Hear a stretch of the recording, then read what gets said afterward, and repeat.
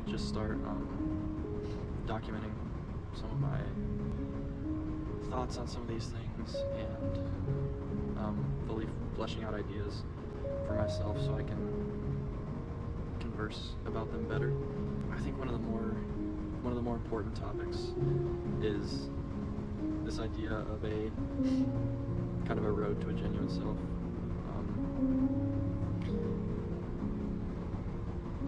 It's not really a new idea. Socrates, back in 399 BC, he was talking about an unexamined life. He said, an unexamined life is not worth living. But I think life is so busy that we can get caught up and kind of forget that building our character and building our emotions is something that we have to actively work towards, and it's not just something that will happen overnight. You see people who are 50, 60 years old and they don't have any wisdom, or you see kids who are like 30 and they're very wise, seem very wise. I think you can move through your life very ignorant to your sense of self and end up missing it altogether. I think it's important to take time to really reflect and look at yourself, your emotions, your thoughts, and think about if these are the character traits that you would really like, or if you want to start building and working towards a better self. Acknowledging these negative qualities about yourself can kind of be a scary thing to start doing, because you can surround yourself in negativity, but that's why I think it's important to not degrade yourself for having these character traits. All these traits are they come natural to us, to everyone. Anger,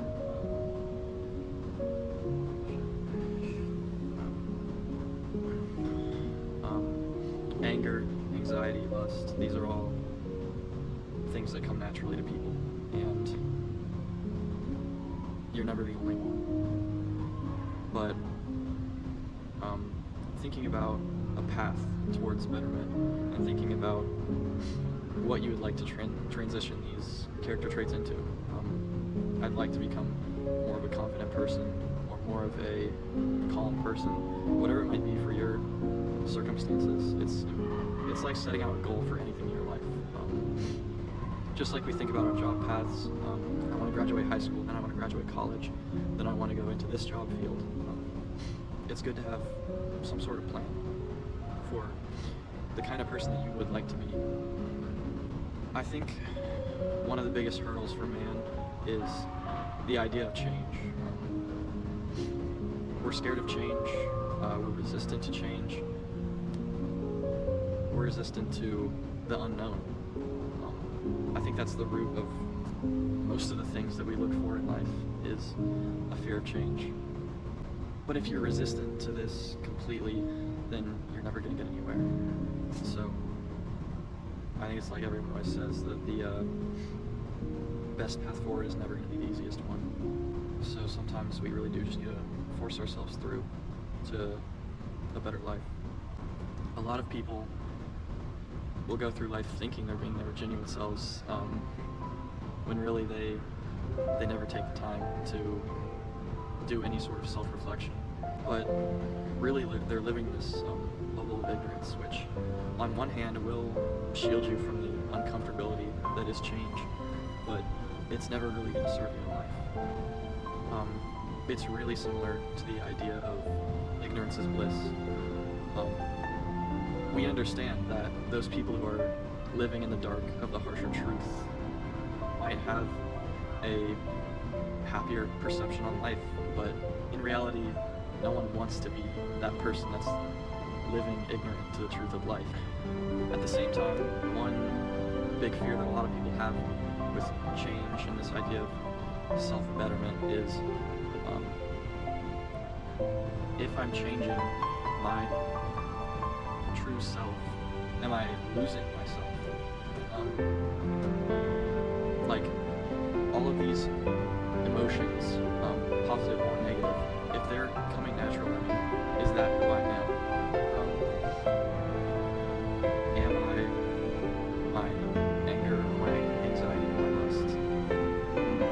This, at the same time, is also not a new idea. It's been thought through by lots of philosophers. Kierkegaard, for example, a philosopher from the 1800s, he spoke on something really similar to this. He said, the fear of losing oneself, either to the point of inauthenticity or the fear that in pursuit of comfort or societal expectations, people would lose their authentic self. Regardless, I think that the fact that we have this self-awareness, this want for something better, and this want for change, shows that change is also a natural part of the human spirit. We know goodness, and we want goodness, and we strive for goodness. So when we look at it through this lens, it's not so much of a replacement of self as it is a polishing of a stone or a road towards something greater.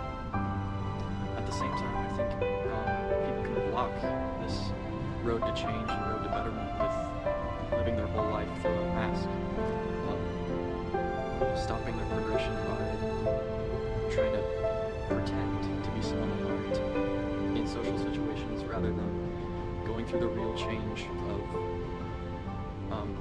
shifting their perspectives on life and trying to mend those negative qualities that they see in themselves.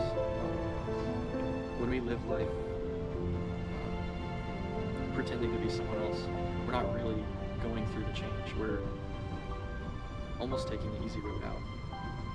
The problem we run into with this whole mask is not only are we not truly progressing our own character, but we're people can see past it in the end.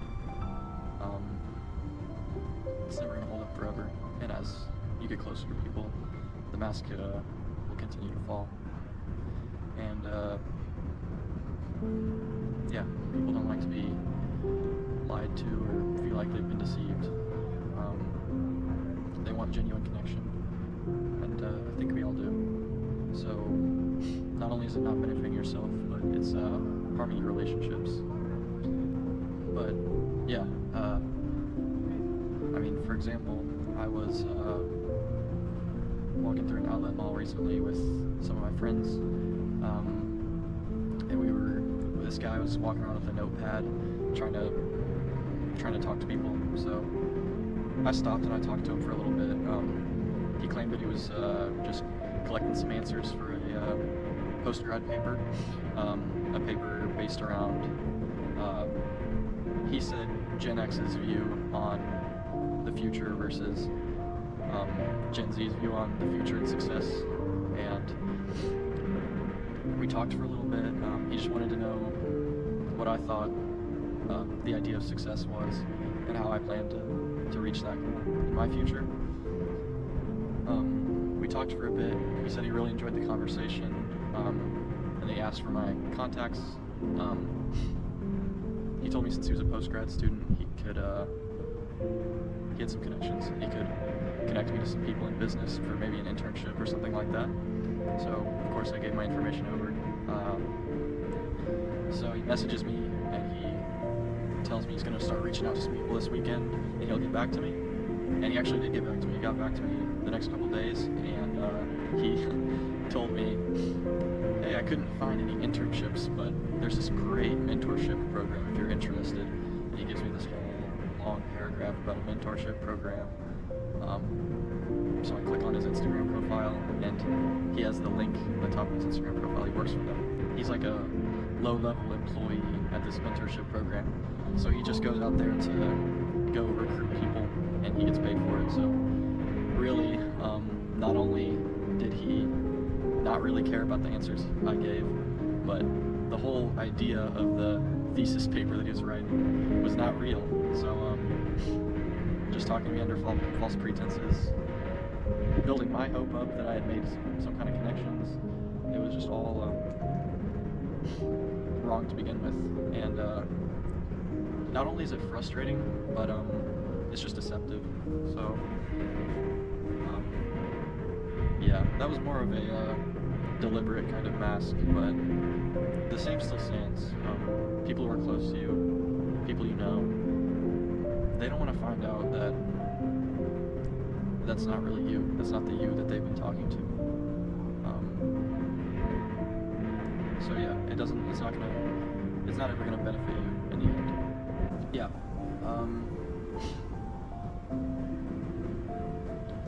Back to the idea of self. It's really easy in our world to find ways to distract ourselves from change.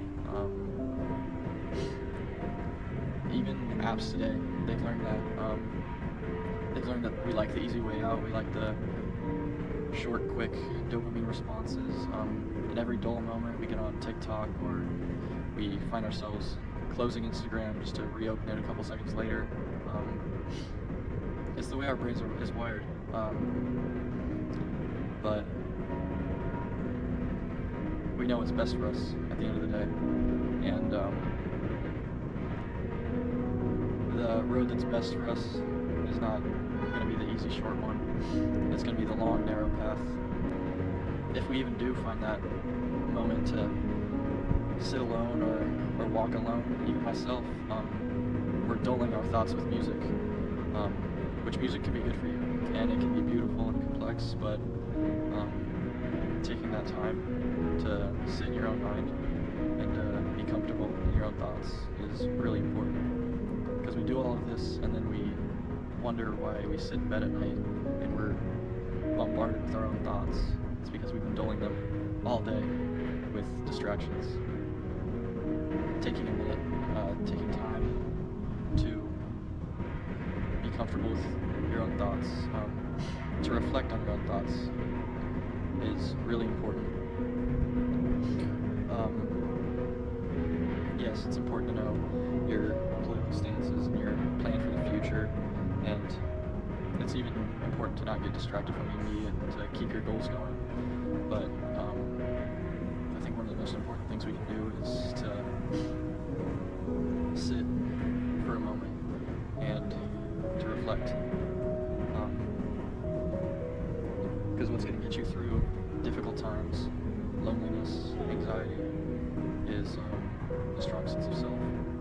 And even if we aren't proud of that self, the idea that we know that we're working towards an end line that we could be proud of, that's such a large part of it. And yeah, it's not wrong to struggle with this, to not really know a direction, because I think it's one of the most human things we can do. And our whole world is built to distract us from this. The screen times and junk food and lack of engagement with life. It's really normal. But yeah, our lives are filled to the brim with distractions and deterrents and all these things to help us to forget about the difficulties of life. And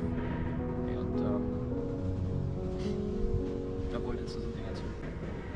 But learning this confidence in yourself, and this fulfillment that comes with the goal, and striving for something greater, something you want, and that you know will bring real gratification, is a thing in life that should be avoided. People want to know the real you, and if the real you isn't something you're proud of, then go through that difficult process of becoming someone you can be proud of.